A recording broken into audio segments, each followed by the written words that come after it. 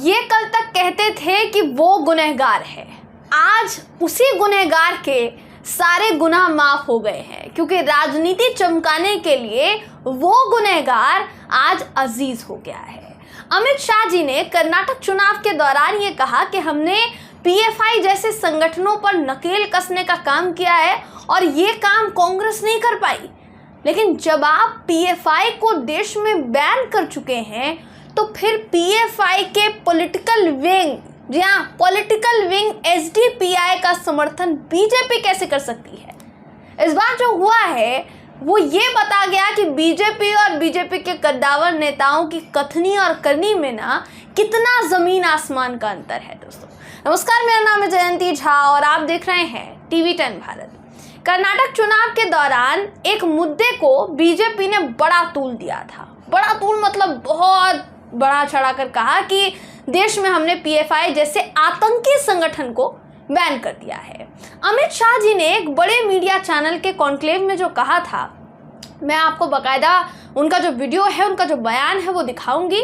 लेकिन अभी जो खबर है सबसे पहले आप वो सुन लीजिए। खबर ये है कि कर्नाटक में ग्राम पंचायत चुनाव में भारतीय जनता पार्टी के कार्यकर्ताओं ने एसडीपीआई का समर्थन किया है।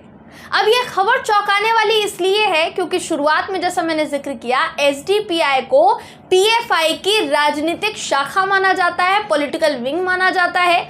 और उसी पीएफआई को लेकर अमित शाह जी जो कह चुके हैं, बिना देर के आपको दिखा देते हैं ताकि आपको समझ में आ जाए कि जिस कथनी और करनी में अंतर का फर्क मैं बता रही थी वो क्या है। ये वीडियो देखिए।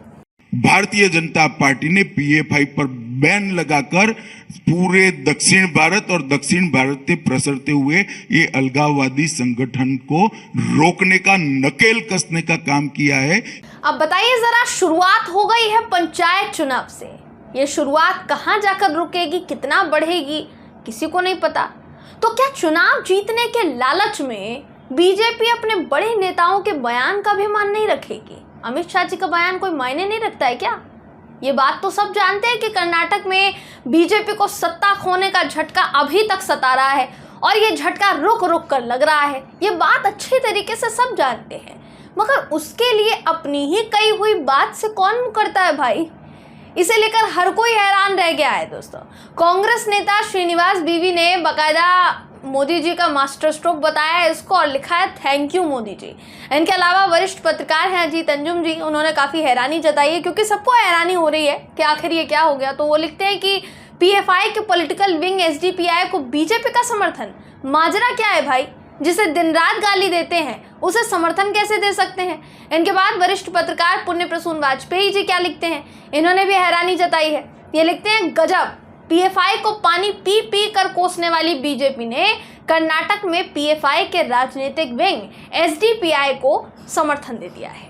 तो जाहिर है किसी को भी हैरानी होगी ना। आप जो कहते थे, जो कहा करते थे, आज आपके वक्त बदल गए हैं, जज्बात बदल गए हैं, पूरा समा आपने बांध कर रख दिया इस पूरी खबर से। हैरानी इसलिए होती है दोस्तों, आपने जो बोला ये किसी और ने तो नहीं बोला कि पीएफआई पर हमने नकेल कसने का काम किया है, किसी और की भाषा तो नहीं थी, किसी और के शब्द तो नहीं थे, खुद अमित शाह जी ने बोला था।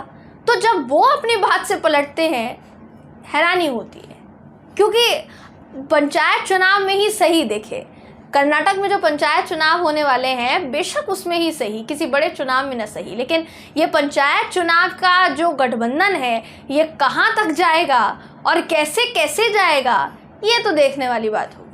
संसद में अलग अलग पार्टियों से गठबंधन पर विपक्षी नेताओं का मजाक उड़ाने वाली बीजेपी जो है, अगर वो खुद जिसको उसने आतंकी संगठन का नाम दिया, खुद जिसकी सरकार ने पीएफआई पर बैन लगाया, अगर उसी की पॉलिटिकल विंग के साथ गठबंधन कर रही है, समर्थन दे रही है अपना, तो हैरानी तो होगी ना और दंग हर कोई रह जाएगा और इसीलिए हर कोई दंग रह गया है।